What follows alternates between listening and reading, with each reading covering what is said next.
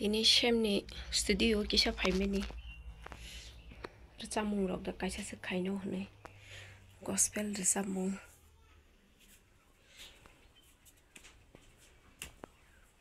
Besok zora timan naigera nata. Kunanya di bawah studio ketar khaimeni. Ageng ke kubun jaga tangmani. Orang naon botik sa motivate khaina kata.